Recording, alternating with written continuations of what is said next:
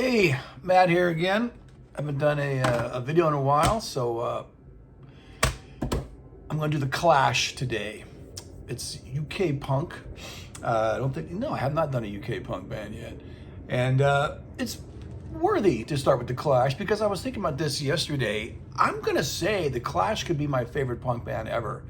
I do tend to think of punk still to this day as a singles medium, like a singles genre, even though there's dozens and dozens of great punk albums. So maybe I shouldn't, but it was initially, all those great songs were 45s.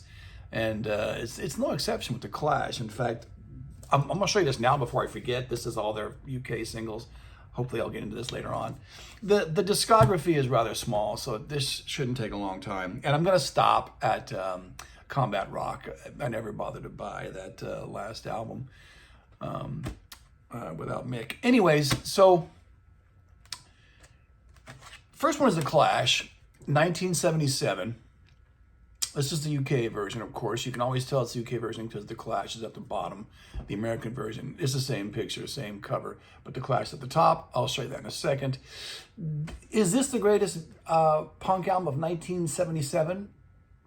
Depends upon whether you think this is better than Nevermind the Bollocks. It would be one of those two, I think, certainly for most important, though.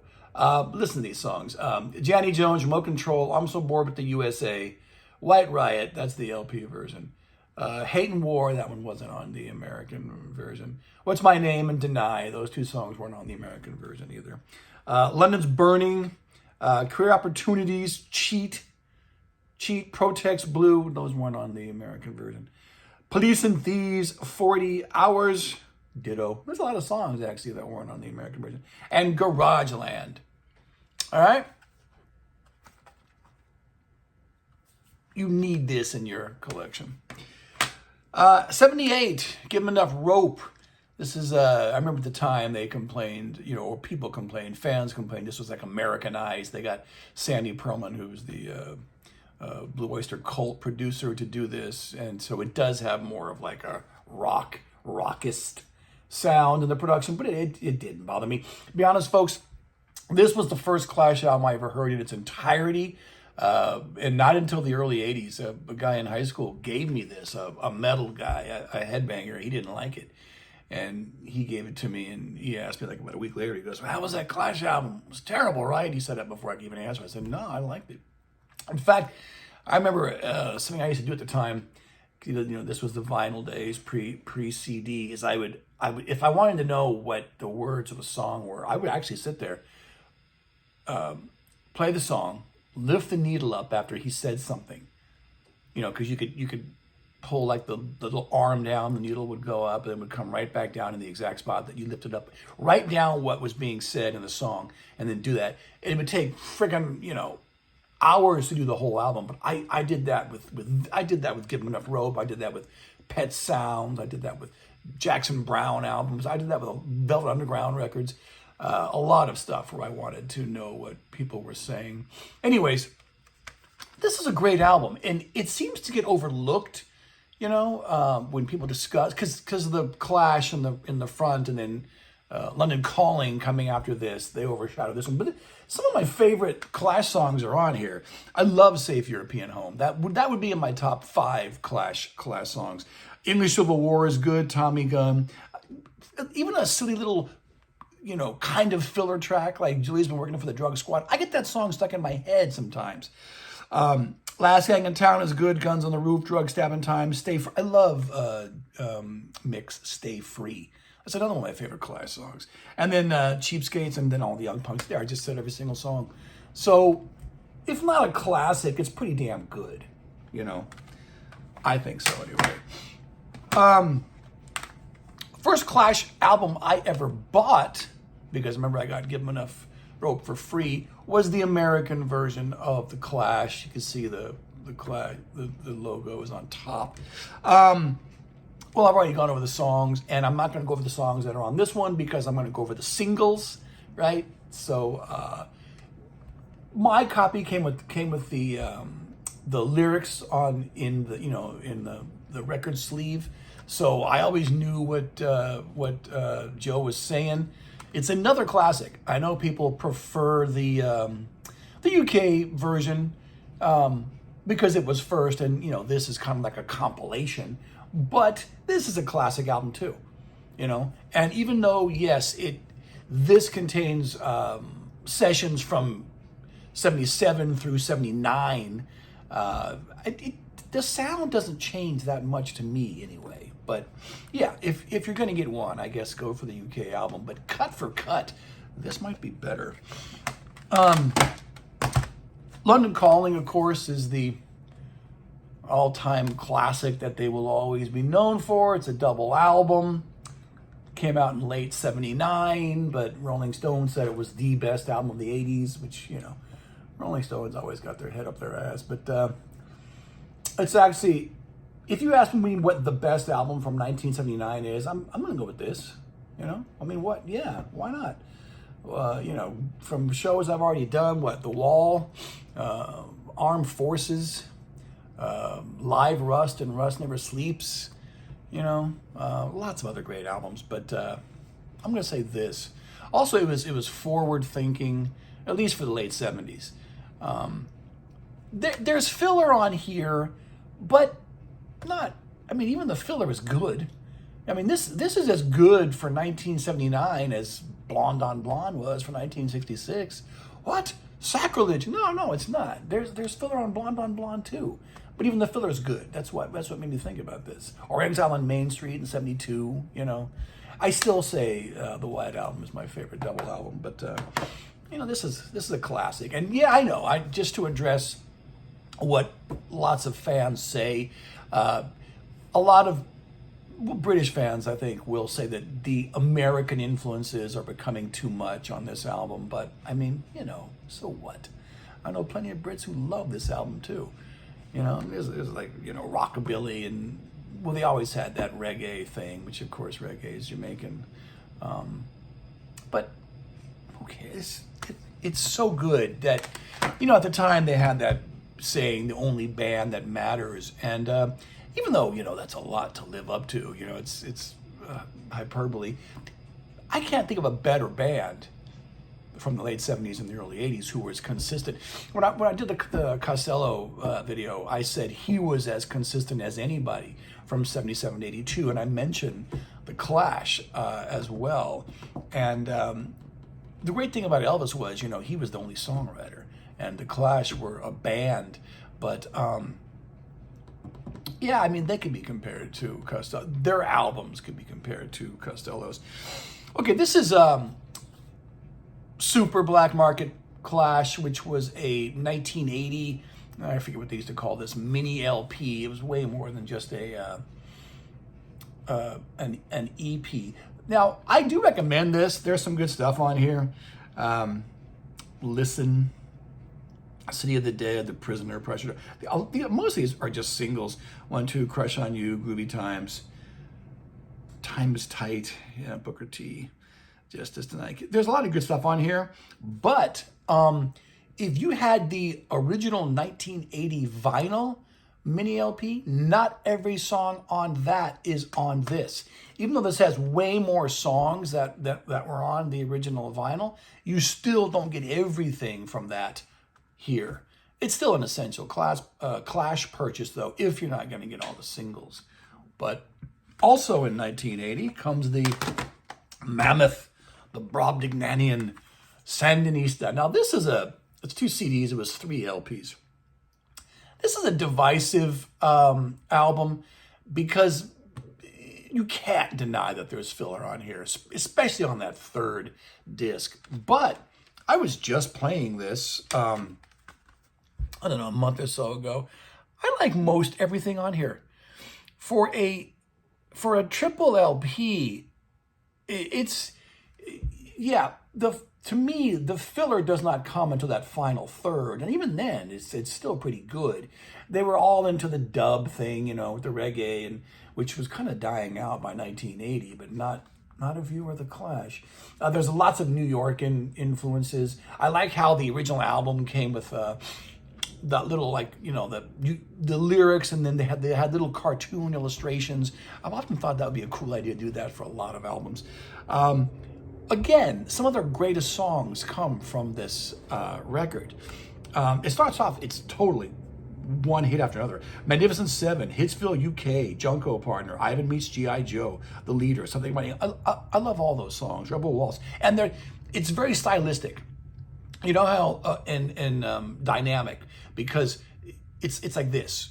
Like a river, you know, like Springsteen called his double album a river. There's a fast song, there's a slow song, you know, there's a reggae song, there's something that's very minimalist and sparse, and the lyrics are good. Joe was always an interesting lyricist. I'll tell you about the Clash's lyrics, and this goes back to the first album. They could put politics into songs, into, you know, the themes of the songs better than almost anybody. You know, you have to go back to, you know, the 60s and the folk movement and Dylan and Phil Oakes and people like that to find songs that are that good, that are, you know, politically oriented. It's so hard to do that most bands don't even try. They don't want to alienate their audience, you know. They don't want to, especially like with the Clash's leftist politics. So they just kind of steer away from that stuff because they don't want to write about anything that would divide half the audience. But the Clash weren't scared of that. And, you know, so albums like, you know, Sandinista and well, it's there on every album. It's on London Calling. It's, was there anything overtly political on Give 'Em Enough Rope? I don't know. So certainly though on the first album. So I love Sandinista. I do not have an issue with this. I do think it's one of the great albums of 1980. And, you know, I understand if you think it's just too much, but surely you could get, you know, a half dozen classic Clash songs out of this, right? All right, Combat Rock is the last one I'm going to talk about today. This is going to be a short video. This is their... Again, at the time, you know, I was in high school when this came out. There was the charges of sellout and whatnot. And it's got, you know, Should I Stay or Should I Go? And Rock to Casbah, which to this day are their two most well-known songs. But, you Know Your Rights is really good. Car Jamming is good. Straight to Hell is one of their classics. Side 2 is a little more difficult to get into, but those songs are good if you take the time, you know. So had they made albums...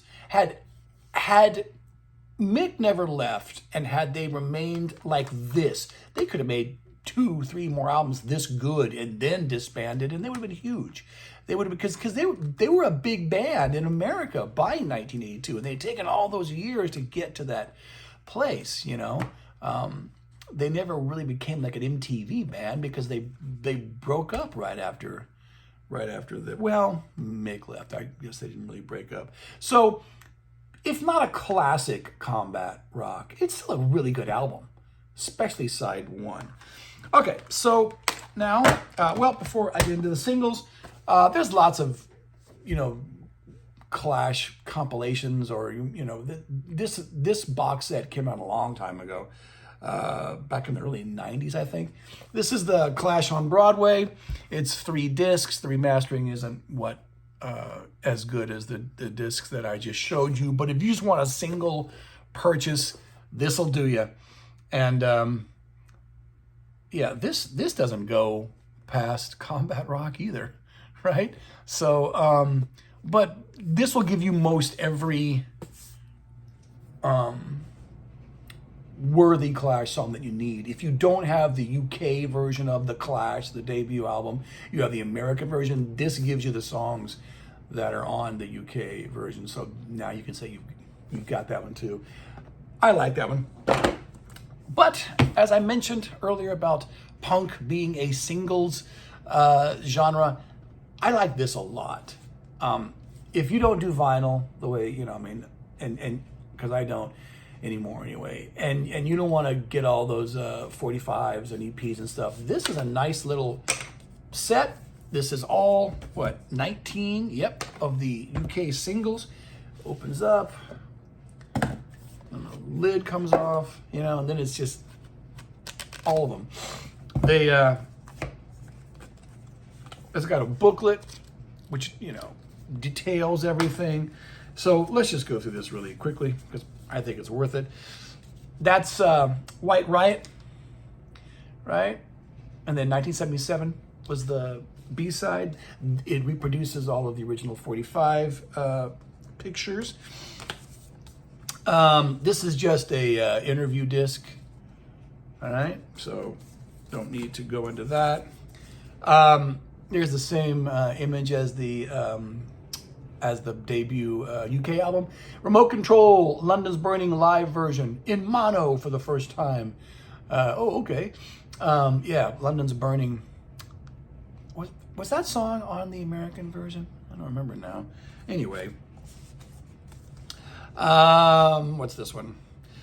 Complete Control, which is even better than Remote Control, actually. And City of the Dead, which wasn't on a album. This is the City of the Dead. Ooh. Jail Guitar Doors, which of course with Clash City Rockers, both of those songs were on the American album. All right, great stuff. The Clash, which one is this one? The Prisoner. That's the B-side though, right? What was the A-side? Oh, White Man and Hammers to Play. One of their great songs. And The Prisoner is good too. Yeah, you needed all of this stuff. Yeah, you couldn't be a real Clash fan without having all of these singles. Tommy Gun from the second album, and then 1-2 Crush on You. All right, Tommy Gun. This one I got somewhere. I actually have this 45 with this exact same cover. There's no way I'm going to go look for it. English Civil War and Pressure Drop, the Toots and the Maytals. You know, UK punk bands were infatuated with reggae. Here's the infamous Cost of Living EP. All these songs essential. I Fought the Law. You know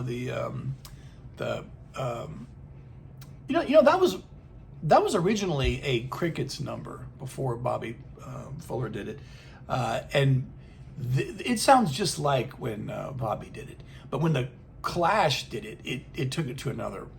I still don't know though if I probably do prefer the Clash's version, but it seems like if you asked me on a different day, I'd say the Bobby Fuller version is better, but whatever.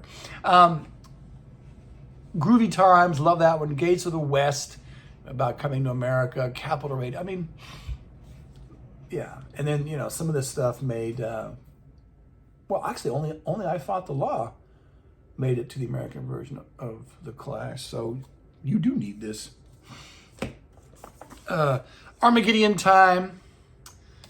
And then London Calling, I think, is the single with Armageddon Time as the B-side. I mean, just, you know, I should prepare for this. London Calling, dun, dun, dun, dun, dun, dun, dun. That is from a 1960s song, that same riff, if you want to call it a riff, that kind of beat. And there's no way I'm going to be able to tell you the name of it. But I only found that out the last couple of years. It's like, is it a kind of a proto-punk song? I don't even remember now, but I can't tell you whether it was a band or an artist, but that's not an original Clash lick. Anyways, Bank Robber, that's a good one, and Rockers Galore, and I think there's other things on here too, but Bank Robber never made it onto a Clash album. The Call Up, and Stop the World. It's up to you not to heed the. That's one of the great songs from Sandinista. Yeah, I love all these replicas of 45s. Hitsville UK, Radio 1, another cool. That song charted in the UK. That was a hit. I can't even read this anymore. The Magnificent Dance. That's got to be the B-side. No, I can't even read that. Anyway. Oh, it's the Magnificent Seven with the Magnificent Dance as the B-side. That's, Magnificent Seven is like their early attempt at like rap. Don't listen to that if you're really into hip hop. It's just going to be white Englishmen doing their take on it. But it's entertaining, as a song. This is the Radio Clash. I loved that song at the time. I think this came out in 1981. I never owned this 45 though at the time. I just loved it when it came on the radio. Know Your Rights, which is great. First Night Back in London is the B-side. Now we're in the combat rock era. And there we go. Rock the Casbah, Long Time Jerk. I don't even remember that one. All right, Rock the Casbah. And Should I Stay or Should I Go with a Straight to Hell edit. So they definitely knew the best songs to take from combat rock. And This Is England. This is the one song that I'll show you. Do It Now as the B-side from their last album, Cut the Crap. And this is a good song too. So, The Clash. What can I tell you about them? Yeah, they were a band that mattered. Loved them. I think that their music still holds up. When I go walking, for exercise, and I put on my earbuds and take my old classic iPod, which still works.